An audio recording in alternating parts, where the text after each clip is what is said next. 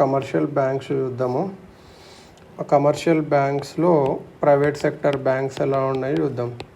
Private sector banks nationalisation banks కొన్ని objectives వల్ల చేశారు, కానీ దానివల్ల కొన్ని ప్రాబ్లమ్స్ వచ్చేవి. గవర్నమెంట్ ఓకే లోన్ ఇంట్రెస్ట్ రేట్ని జనాల కోసం మానిటర్ చేస్తుంది, చేంజ్ చేస్తుంది. సో ప్రాఫిట్ తగ్గిపోతుంది బ్యాంక్స్కి. పొలిటికల్ ఇంటర్ఫరెన్స్ కానీ, ఎంప్లాయీస్ యూనియన్స్ కానీ ఇలా, ఇంకా బీఓపీ క్రైసిస్ వల్ల కూడా. సో అప్పుడు ఫార్మర్ ఆర్బీఐ గవర్నర్ నరసింహన్ ఉంటాడు కదా, అని ఏం చెప్పాడంటే గవర్నమెంట్ షేర్ హోల్డింగ్ తగ్గించుకోవాలి, పబ్లిక్ సెక్టర్ బ్యాంక్స్లో సిఆర్ఆర్ ఎస్ఎల్ఆర్ కూడా రేషియో దాని రిక్వైర్మెంట్ తగ్గియాలి, ఇంట్రెస్ట్ రేట్స్ని డిక్టేట్ చేయకూడదు, బ్యాంక్కి ఇవ్వాలి, వాళ్ళ ఎక్స్పాన్షన్కి కొద్దిగా వాళ్ళకు ఫ్రీడమ్ ఇవ్వాలి, కొత్త ప్రైవేట్ బ్యాంక్స్ ఇవ్వాలి అలా అని చెప్తే రౌండ్ 1 కింద ఐసిఐసిఐ, హెచ్డిఎఫ్సి, ఐసిఐసిఐ, హెచ్డిఎఫ్సి, ఇంకా ఇండస్ ఇండ్ ఇలా వచ్చింది. యూటీఐ కూడా వచ్చింది. యూటీఐ ఇది యాక్సిస్ బ్యాంక్ మారింది. ఐడిబిఐ కూడా ఇప్పుడు ఎల్ఐసి ఓన్ అయింది, ఇది ఐడిబిఐ. తర్వాత Kotak Mahindra Bank, Yes Bank వచ్చింది, Ratan Tagore. Yes Bank crisis వచ్చింది ఇప్పుడు లేటెస్ట్గా 2020లో అనుకుంటా. తర్వాత రౌండ్ 3 వచ్చేసి రౌండ్ 3 ఎప్పుడు జరిగిందంటే 2013 to 16 జరిగింది. Ranjan invited, Raghuram Rajan invited applications. Bimal Jalan committee made selections. Raghuram Rajan ఎప్పుడు గవర్నర్ ఉండే ఆయన అప్లికేషన్స్ ఇన్వైట్ చేశాడు. బిమల్ జలన్ అనేటనే సెలక్షన్స్ చేస్తాడు. Bandhan micro finance company based in West Bengal. IDFC అనేది infra finance. NBFC based in infra finance based in infra finance. NBFC non bank based in Maharashtra. ఇది later no other NBFC capital merged, so renamed into IDFC First. On tap licence ఇచ్చారన్నట్టు private sector బ్యాంక్స్కి. Private sector bank అనేటాన్ని తన bank ఎప్పుడు licence తీసుకొని open చేయాలి RBI నుంచి under banking regulation act 1949 ప్రకారం. ప్రీవియస్ ఏంటంటే ఆర్బీఐ నోటిఫికేషన్ ఇచ్చేంత వరకు వెయిట్ చేయాలి. కానీ ఆన్ ట్యాప్ సిస్టంలో ఏమవుతుంది అంటే మనమే పోయి ఆర్బీఐ దగ్గరికి ఎప్పుడు అప్లై చేసుకోవచ్చు. కాకపోతే కొన్ని కండిషన్స్ సాటిస్ఫై అయ్యాలి. రెసిడెంట్ ఇండియన్ ఇండివిజువల్ ఉండాలి, లేకపోతే అది రెసిడెంట్ ఇండియన్ ఎన్బిఎఫ్సి ఉండాలి. మన ఇండివిజువల్ అన్నా సరే, ఎన్బిఎఫ్సి సరే, ప్రైవేట్ కన్నా సరే, అది రెసిడెంట్ ఇండియాది ఉండాలి. 10 years ఆఫ్ ఎక్స్పీరియన్స్ ఉండాలి బ్యాంకింగ్ ఫైనాన్స్ సెక్టర్లో. ప్రపోజ్డ్ బ్యాంక్స్ షేర్ హోల్డింగ్ అనేది ఇనిషియల్గా కంట్రోల్డ్ బై ఇండియన్సే ఉండాలి. 25% అన్బ్యాంక్డ్ రూరల్ ఏరియాస్లో తెరవాలి. 500 crores క్యాపిటల్ ఉండాలి. లార్జ్ ఇండస్ట్రియల్ గ్రూప్స్ కానీ, ఎన్బిఎఫ్సి కానీ with more than 5,000 crores assets not allowed. So large industrial గ్రూప్స్కి ఇవ్వలేదు అన్నట్టు. On tap examples of on tap universal bank applications in 2020లో ఏమైందంటే Chaitanya India, Pankaj Vaishya, RBI Shyamal Gopinath committee దీనిని రివ్యూ చేస్తుంది. రివ్యూ చేసి పాస్ రిజెక్ట్ చేస్తుంది. స్టెప్స్ ఏంటి అంటే ఫస్ట్ మనం కంపెనీస్గా మినిస్ట్రీ ఆఫ్ కార్పొరేట్ అఫైర్స్లో కంపెనీస్ యాక్ట్ కింద రిజిస్టర్ అవ్వాలి.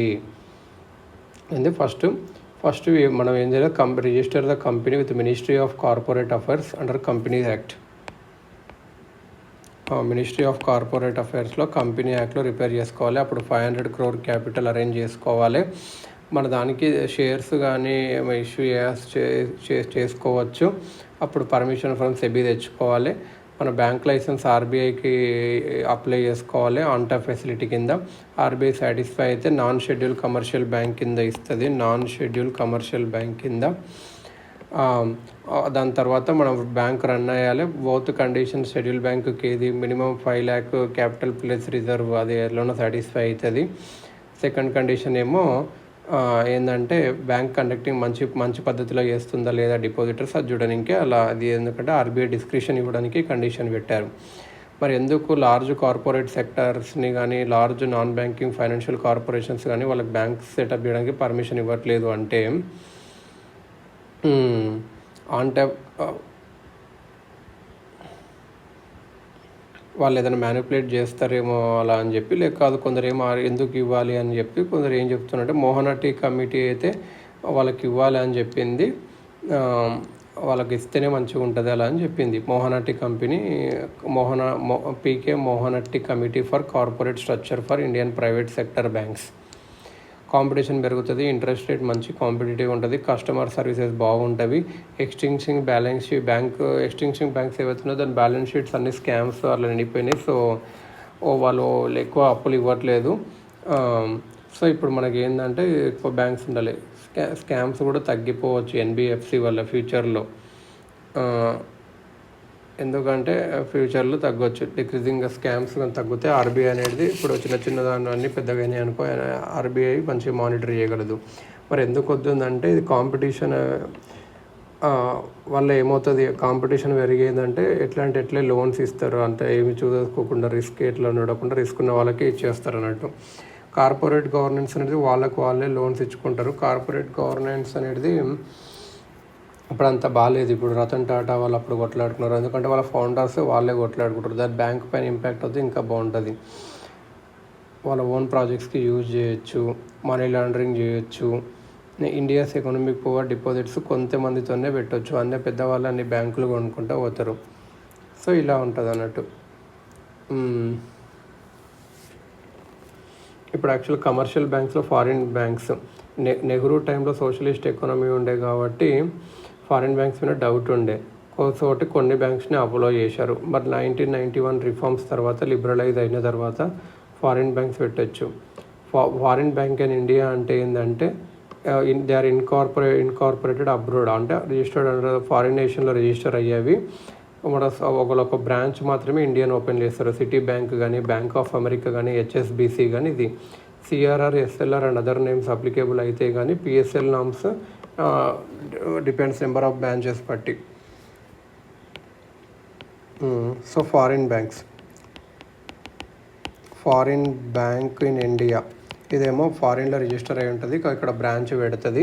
దీనికి సిఆర్ఆర్, ఎస్ఎల్ఆర్ అప్లికేబుల్, పిఎస్ఎల్ అయితే డిఫరెంట్ నామ్స్ ఉంటాయి. ఆన్ ట్యాప్ లైసెన్స్ కూడా ఇస్తుంది రెసిప్రోకల్ బేసిస్ లాగా. ఇండియన్ పబ్లిక్ సెక్టర్ బ్యాంక్లో ఫారినర్స్ అనేవాళ్ళు 20% పెట్టవచ్చు ఇన్ షేర్ హోల్డింగ్లో. గవర్నమెంట్ ఇది పెంచాలని చూస్తుంది, ఇది పెంచుతూ ఉంటుంది. టు హెల్ప్ మనకు బెసెల్ 3 నామ్స్కి క్యాపిటల్ రావాలి. సో ఆ క్యాపిటల్ రావడానికి ఇది 49 చేయాలని చూస్తుంది. ఇండియన్ ప్రైవేట్ సెక్టర్ బ్యాంకులో ఫారినర్స్ వచ్చేసి 49% ఇన్వెస్ట్ చేయొచ్చు, ఇది 74% కూడా చేయొచ్చు, కాకపోతే అప్రూవల్ ఆఫ్ గవర్నమెంట్ తీసుకోవాలి ఇదన్నట్టు. ఇప్పుడు హెచ్డిఎఫ్సిలో 73% ఉంది, ఐసిఐసిలో 59, యాక్సిస్లో 52 ఫారినర్సే ఓన్ చేశారు. గవర్నమెంట్ ఇది 100% చేయాలనుకుంటుంది. లక్ష్మీ విలాస్ బ్యాంక్ అనేది తమిళనాడులో ఉండే, అది old private sector bank. Situation వీక్గా ఉండడం వల్ల ఆర్బీఐ ఏం చేసింది, అది DBS development bank of Singapore, DBS bank ఉంటుంది కదా, దాంతో కలపాలని చూస్తుంది అలా.